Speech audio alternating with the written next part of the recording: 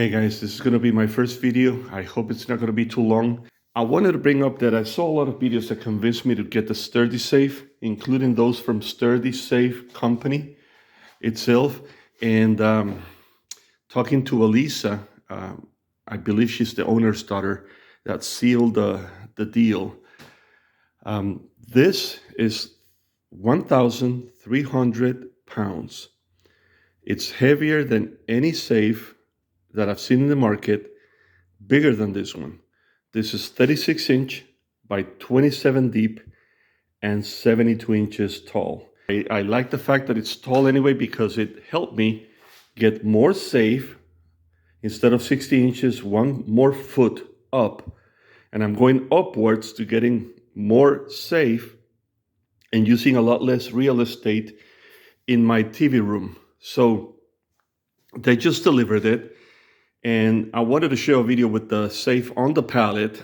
What you're looking at is the black diamond. This is elegant. It looks nice. The paint job is very nice. And you don't get all the gold lettering and the spikes and 5 stars and things that make it too pretty, more ornamental and less security. This is just a safe. It's just industrial, but elegant. What do I like about it? That I have 72 inches, that some other people don't offer that, and it's taller, so that's good. The diamond detail is just beautiful. Let me now go into what the safe is. This is just a basic. I think they call it the most popular. It's 3/8 of an inch. The door plate, a solid plate, and the body is 3/16. That's a 4 gauge. Now, I recommend that you choose this option. This is a stainless steel plate, so it helps with torches and it helps with any drill attacks or anything. It's nice. It's not even $100. You should get it. It's welded. All the welds are perfect. They have the best welder I've seen. Very strong hinges, very strong welds. This is not spot welding anywhere, which is something that I saw in the others anyway. So I'm in my 50s. This is going to be my last safe, and I wanted to get a good one. And the ones that you see out there, they're all like a beer can, and the metal is wrapped around drywall, and it's a joke. And the bolts are just screwed in, and they're hollow, and they may be shiny, but they're not too strong. And even the ones that may have a plate, like a 1/4 inch plate or so, you can tell that there's insulation in between. And then they put like a 14 gauge or at best a 12 gauge in the inside that is spot welded, like soldering water lines anyway. So it's not even a strong weld. Spot welded to the exterior plate, and so let me show you. What they do is they wrap around it and they spot weld maybe an 11 gauge, maybe a 12 gauge frame to an already weak plate, which is a 14 gauge or so, that is then spot welded to the exterior plate. And that's in the best cases anyway. So if you try to pry it open, this may be a strong plate outside, but it's going to break at some point. And then they don't have what this one has. I mean, look at the welds.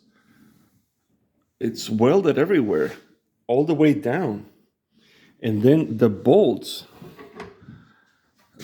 are solid steel. And not just that. This is like a TL15 kind of built. This is a C-channel. It comes like this, and it goes back in. It's 3/16. So think of it like an angle. So even if you try to pry here, that you won't be able to, because it's 3/8. And in my case, I have a very well welded 10 gauge diamond plate. Even if you try to pry, and it's not going to bend anyway, you still have to deal with this. It's like a beam attached to it. And then the ones in the back, they are welded as well. And all around, they're welded in the back as well. And then you have kind of an angle here. I mean, There's no way. I'm trying to focus. It's my cell phone, so sorry about it. You see, that's not going anywhere. I mean, and if any guy can pry this open, then he can take it. I don't want to. I don't want to run into him. It's simple as that. Then you have these angles here. This is looks like it was bent, and okay, like I said, I don't speak for sturdy, but feels like it could be a 3/16, but it feels like a 1/4 inch or 3/8. So adding more metal, it buys time, but if they can bring that equipment inside the house, it's because I'm not here, so they'll have all the time in the world. What I wanted protection for was fire. So I I said, okay, let me just get the fireproof thing because it's just way too good. When I saw what they do in one of their videos, I mean, they use fiberglass and ceramic, and that's what you do in kilns and commercial ovens. When you heat things that are like to melt gold and silver and it goes up to 2,300 degrees Fahrenheit. So it's a serious business. I mean, it's not the normal 1,200 degree fire that you have in home fires. So I said, okay, I need to get that insulation. And what I love about it is that they don't put the gypsum board outside, and they don't use gypsum board. They do the insulation, and they have a 16-inch panel here. So I have like a steel sandwich. I have the outer plates that are 3/16, and then I have more steel inside. And why is that important? Because and these are strong. Strong. You really cannot even bend them. I mean, they hold on to two notches. They're very strong, and that means that you can hold anything you want on that shelf. This 6 foot tall safe has two shelves on top, and that's all in there. And then the rack for the rifles, and I have three little halfway through. They're gonna have three shelves in here. This is one thing I love about it too. This is very important to me because I have another safe that I'll show you in a minute. My old safe, anyway, that I moved to the basement, right outside. It doesn't have any edge. It doesn't have any frame. Nothing sticking up. It's like one of those showers that you get for handicaps that you can just roll in. There's nothing, no seams, nothing at all. And of course, the carpet is not attached, and it needs to be that way because you're going to bolt it. So this is perfect because you won't damage any of your rifle stocks. They give you a key to change the combination, and I already did it. It's easy.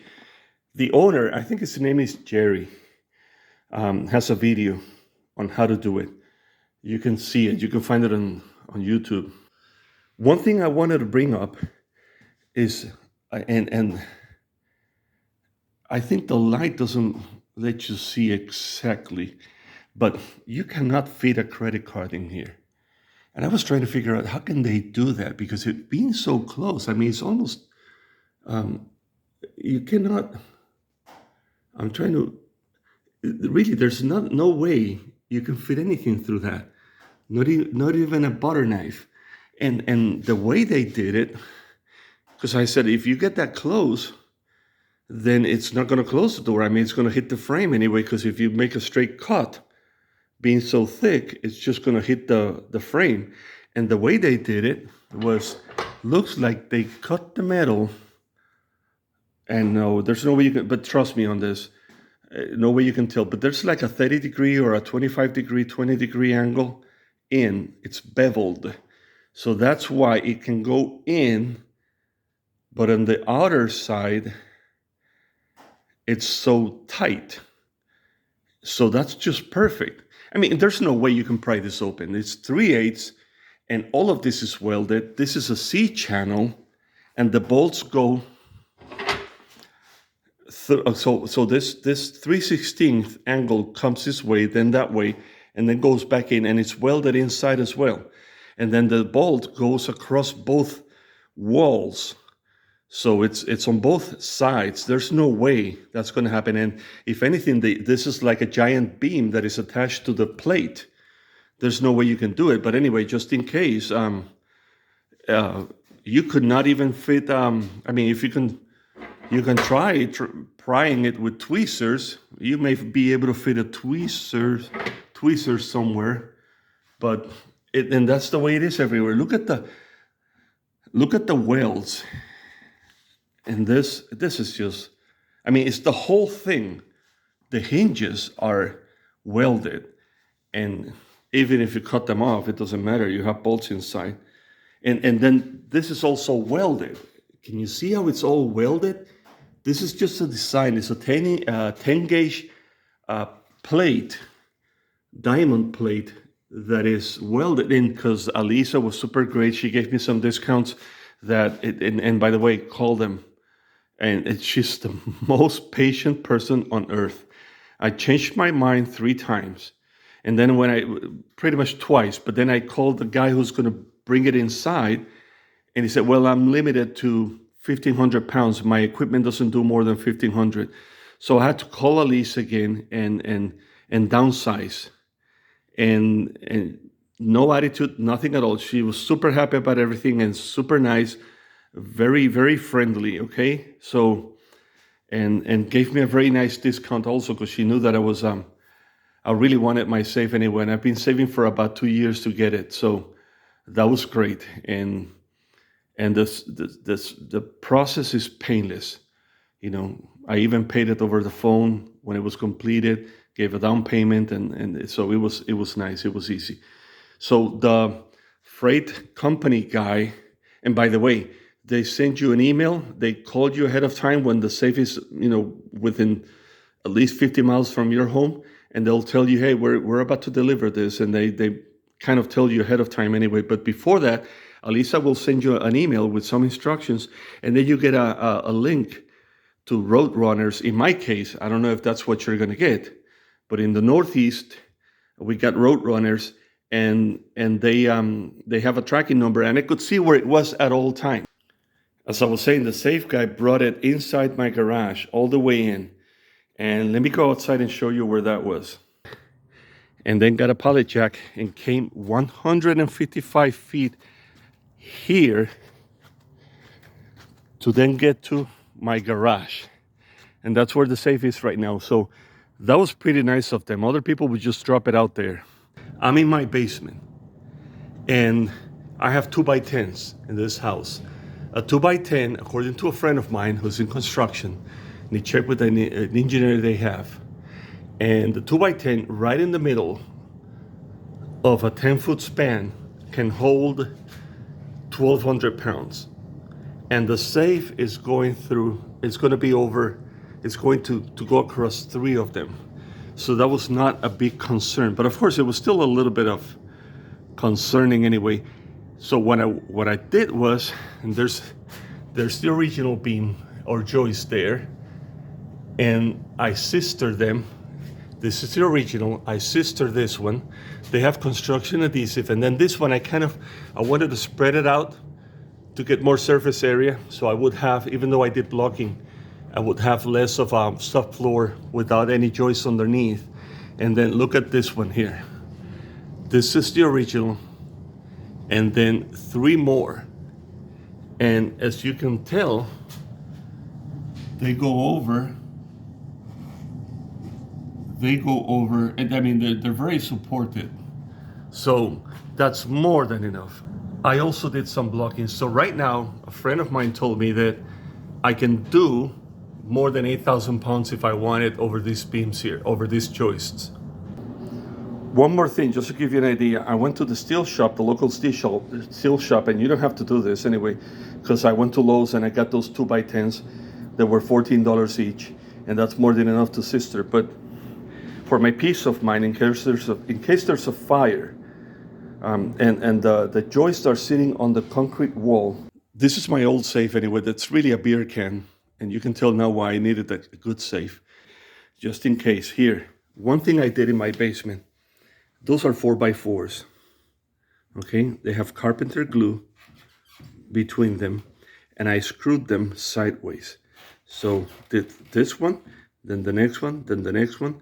Painted it because it was treated, and I didn't want that treatment to touch my metal here. So I stained and then painted them.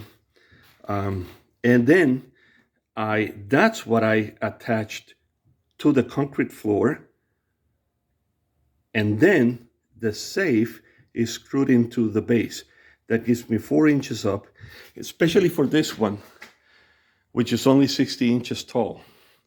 So, and then by the way, I cut this hole just to bring it down to my basement. I'm going to use it for ammunition, maybe just the ammunition. And I was going to sell it, but I decided to keep it because I have some power tools. So I'm going to get my grinder, my crowbar, and my sledgehammer, and anything else that may be helpful inside this safe.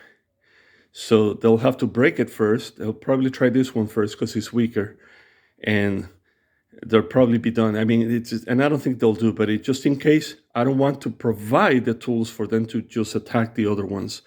And so I'm going to keep it for that reason anyway. And I'll put probably a few of my cheap guns in there. In the TV room, kids are watching TV, and cartoons. Here's the base that I made for the sturdy safe. So these are lag bolts. See what I did? They go through the floor and they go down to the joist. 1, 2, 3. Then I'm gonna drill this one in the front. I'm not gonna do 2 in the front anyway, because if they're gonna try to take the safe down, they're not gonna take it down that way. So I needed 3 on that side. If you notice, it's going over 1, 2, and 3 sets of joists. So that's gonna be very strong.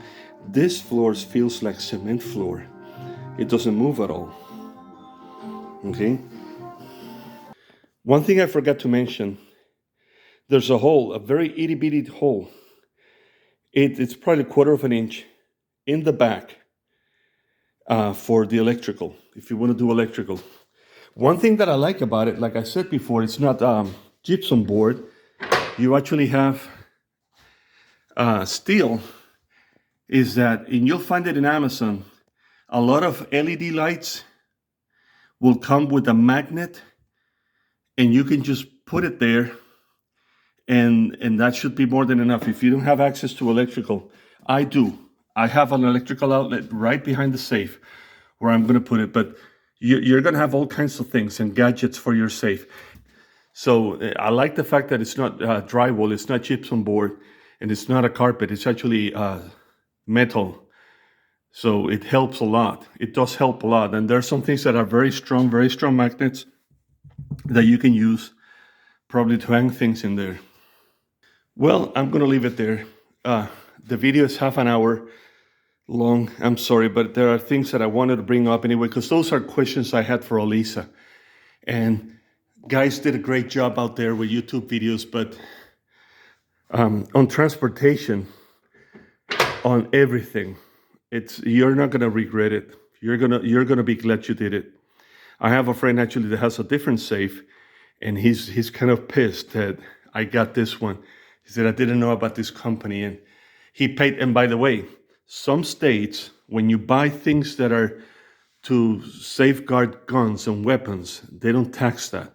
So if you buy a weapon, you get high taxes. But if you buy a safe or a gun lock or something, then that's not taxable. And they do it as an incentive so people can get those things. So I tried another company that had two, on the body had 11 gauge and 12 gauge and had concrete in between. It was super heavy also, but interesting that not as heavy as this one. So that should tell you something. I mean, the steel used in this one is a lot more. So even without tax in that state, because they don't tax it, and paying taxes where I bought this one, it's still thousands of dollars less, just to give you an idea. These people are for real. These people are for real. They're out there. They're proud of what they're making, and it's just they don't have to charge you for promotions and advertising and things that fancy things that other companies do, and probably vendors and things. They don't send out salesmen to different stores and pay for their per diem and hotel stays and all that stuff, so they don't have to charge you for any of that. They're over the phone. You don't find a salesman of sturdy safes anywhere, and that middleman is also cut off. You buy directly from them, and that's why you save. But it's a better safe, actually. It's not that just because it's cheaper doesn't mean that it's less. In fact, I believe that if the others would build a safe like this using this steel and the insulation and the things that they did on this one, it's probably going to be more than twice of what Alisa charged me for this one. So I was very impressed. People cannot believe how little I paid for it. I mean, it's not lunch money, but your weapons are worth it, okay? So have a safe shopping experience anyway, and thank you for putting up with me for so long. Bye.